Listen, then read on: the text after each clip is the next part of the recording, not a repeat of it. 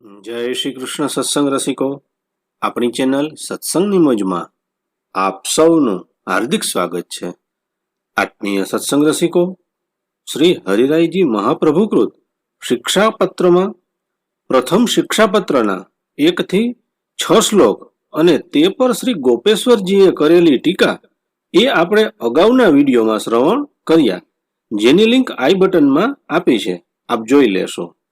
આત્મીય સત્સંગ રસિકો, આ વિડીયોમાં પ્રથમ શિક્ષાપત્રના શ્લોક 7 અને તે પર શ્રી ગોપેશ્વરજીએ કરેલી ટીકા આપણે સાથે મળી અને શ્રવણ કરશું.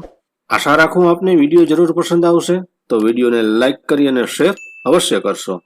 આત્મીય સત્સંગ રસિકો, શિક્ષાપત્ર પ્રથમ શ્લોક 7. વિયોગાનુભવમ કુર્વન સેવા નવસરે પુનઃ મૂર્તો ભગવતો દ્રષ્ટિર્ભાવ્યા તતસ્ય દર્શનમ. અર્થાત સેવાના અવસરમાં એટલે કે સેવા સિવાયના સમયમાં વિયોગનો અનુભવ કરી અને ગુજારો કરવો, સમય પસાર કરવો. કેવી રીતે?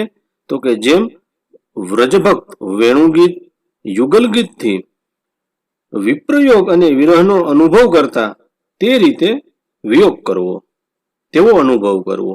શ્રી ઠાકોરજીના સ્વરૂપમાં જ સાક્ષાત શ્રી કૃષ્ણચંદ્ર છે એવી ભાવના કરવી, તો સાક્ષાત શ્રી પૂર્ણ પુરુષોત્તમના દર્શન થાય.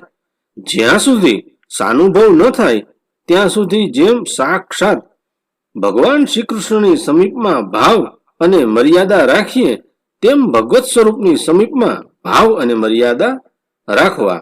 આ શ્લોકની શ્રી ગોપેશ્વરજીએ ટીકા કરતા લખે છે કે પ્રભુની સામે સેવામાં સંયોગરૂપ લીલારસનો અનુભવ કરવો, સામગ્રી તથા વસ્ત્ર વગેરે ધરીએ તેનો વિચાર કરવો, સેવાથી પહોંચી અનોસર કરીએ ત્યારે વિયોગનો અનુભવ કરવો. કેવી રીતે? જેમાં વ્રજભક્તોએ વેણુગીત યુગલ ગીતમાં કર્યો છે એ પ્રમાણે વિચારવું. જેમ કે હવે પ્રભુ કઈ કુંજમાં પધાર્યા હશે, ભક્તો સાથે ક્યાં લીલા કરતા હશે, એવું સ્મરણ કરી અને વ્યાકુળ થવું કે હું ખૂબ જ દુષ્ટ છું કે મને પ્રભુના દર્શન થતા નથી. પછી શ્રી ગુસાઈજીના આ શ્લોકનો વિચાર કરવો. ચિત્તેન દુષ્ટો વચસાપી દુષ્ટ, કાયેન દુષ્ટ ક્રિયયા ચ દુષ્ટ, જ્ઞાનેન દુષ્ટો ભજનેન દુષ્ટો, મમાપરાધ કતિધા વિચાર્ય. અર્થાત હું ચિત્તથી દુષ્ટ, વચનથી દુષ્ટ, આ કાયા એટલે કે શરીરથી દુષ્ટ, ક્રિયાથી દુષ્ટ, જ્ઞાનથી પણ દુષ્ટ, ભજનથી પણ દુષ્ટ, આમ બધી રીતે હું દુષ્ટ છું, એકેય રીતે હું શુદ્ધ નથી. તેથી મારો અપરાધ દોષ કેટલા પ્રકારે વિચારવો. આમ મનમાં દીનતા કરી અને વિયોગનો અનુભવ કરવો. સેવાનો સમય હોય ત્યારે ફટાફટ ઝટપટ સ્નાન કરી જલ્દી અપરસમાં પુષ્ટિમાર્ગીય રીતે મંદિરમાં જઈને શ્રી ઠાકોરજીના રસરૂપ શ્રીમુખના શ્રીઅંગના આનંદમય દર્શન કરી બધો વિરહ દૂર કરવો અને ભાવ સાથે દર્શન કરવા. કેવી રીતે?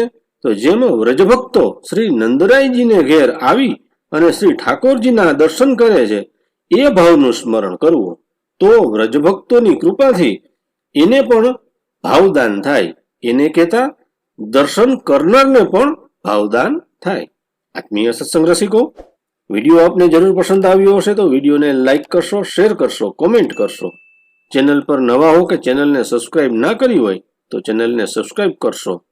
રજા આપશો. ફરી મળીએ નવા વિડીયો સાથે. ત્યાં સુધી સૌને જય શ્રી કૃષ્ણ.